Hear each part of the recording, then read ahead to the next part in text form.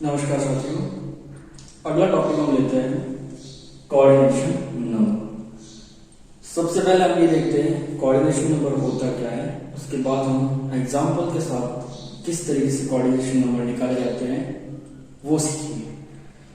तो coordination number का मतलब होता है किसी कोऑर्डिनेशन एंटिटी के चारों तरफ कितने सिग्मा बॉन्ड प्रेजेंट है, उसका सेंटर मेटल लाइन जो होता है वो कितने सिग्मा बॉन्ड से जुड़ा हुआ होता है, उन सिग्मा बॉन्ड्स के नंबर ही उसके कोऑर्डिनेशन नंबर कहलाता है। तो देखिए यहाँ पे the total number of coordination bond और sigma bond around the centre metal ions in coordination entity is called coordination number.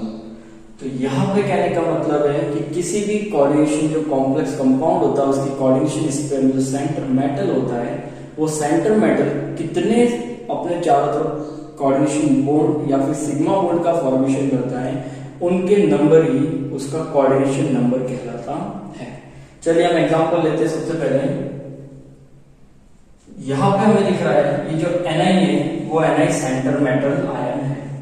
यहाँ पे हम लेते हैं अब ये जो Cl दिख रहा है यहाँ पे जुड़ा हुआ लिगेंड के फॉर्म में, यहाँ पे क्लोरीन जुड़ा हुआ है। क्लोरीन जो है वो क्या है, मोनोडेंटल लिगेंड है, उसकी वैलेंसी होती है -1। मोनोडेंटेट लिगेंड, तो यहाँ पे इसकी वैलेंसी होती है -1। तो यहाँ पे क्लोरीन जो होगा वो सिंगल बॉन्ड बनाता है इसके साथ, निकल के साथ। और यहाँ पे हमें पता है 1 2 3 4 यहाँ पे क्या है, सिग्मा बॉन्ड है। इट मींस इसकी जो कोऑर्डिनेशन नंबर होगा वो कितना होगा, 4 होगा।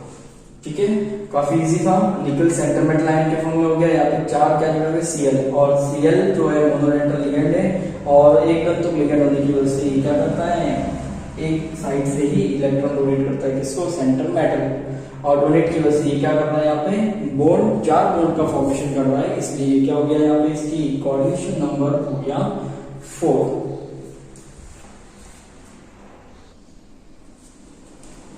चलिए अगले एग्जांपल की बात करते हैं। इस एग्जांपल में आपको दिख रहा है ये क्या है, यहाँ पे सेंटर मेटल के फॉर्म में अभी यहाँ पे हमारे पास है कोबाल्ट। अब यहाँ पे आपको दिख रहा है ये En इस कोबाल्ट से जुड़ा हुआ है। En मींस होता है ethylene diamine, ethylene diamine. अगर हम इसको यहाँ पे बनाएं तो ये इस तरीके से होगा, इथाइलिन डाई एम। इस इथाइलिन डाइएमिन में आपको दिख रहा है कि नाइट्रोजन जो है वो उन दोनों के पास क्या है, lone pair of electron present है। तो ये क्या है, यहाँ पे दोनों साइड से क्या कर सकता है, इस कोबाल्ट को इलेक्ट्रॉन डोनेट कर सकता है। इसलिए ये द्वितंतुक लिगेंड की तरफ, बाइडेंटल लिगेंड की तरफ एक्ट करेगा यहाँ पे, और ये इस तरीके से यहाँ से जुड़ेगा। ये यहाँ पे इस तरीके से जुड़ा रहेगा, सॉरी C2, समझ पा रहे होंगे आप यहाँ पे, क्योंकि दोनों साइड से ये इलेक्ट्रॉन डोनेट कर सकता है और दोनों इलेक्ट्रॉन एन के हैं, इसलिए यहाँ पे क्या बनाएगा, कोऑर्डिनेशन बॉन्ड का फॉर्मेशन करेगा। यहाँ पे हमारे पास 3 है तो हमें 3 जोड़ने पड़ेंगे यहाँ पे, तो तीनों तरफ हम यहाँ पे जोड़ लेते हैं CH2 CH2 NH2 और एक तीसरा, और यहाँ पे हम जोड़ देते हैं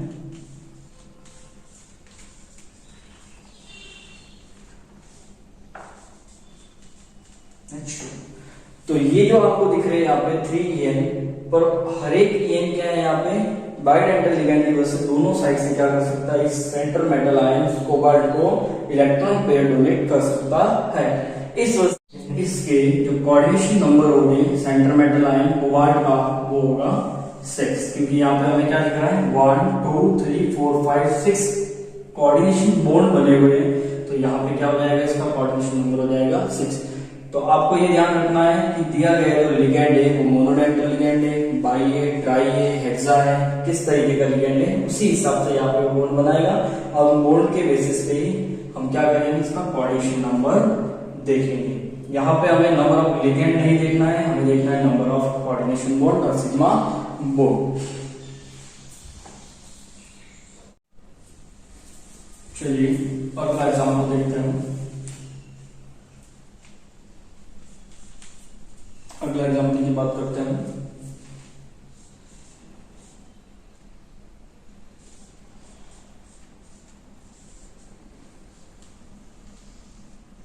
यहां पे अगर हम बात करें इस कॉम्प्लेक्स की, तो इस कॉम्प्लेक्स में आपको दिख रहा है कि यहां पे जुड़ा हुआ है OX। OX ऑक्जेलेट है।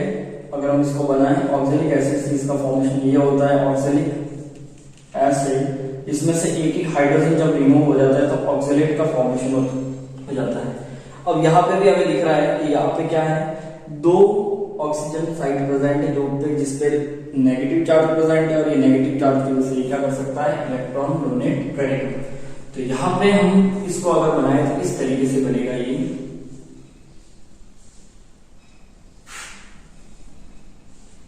ऑक्सीजन कार्बन ऑक्सीजन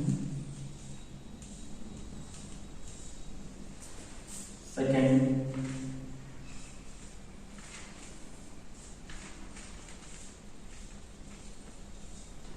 और तीन जुड़े हुए हैं, तीसरे को भी हम यहाँ पे जोड़ देते हैं। तो इस तरीके से ये कॉम्प्लेक्स कंप्लीट होगा। अब यहाँ पे आपको दिख रहा है नंबर ऑफ सिग्मा बॉन्ड कितना, 1 2 3 4 5 और 6। It means the coordination number of centre metal ion is 6। Clear है यहाँ तक आपको?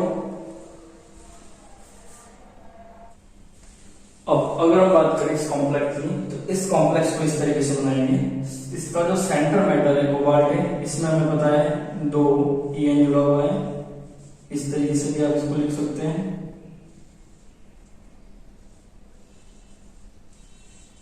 और यहां पे दो जो जुड़े हुए क्या है, H2 के।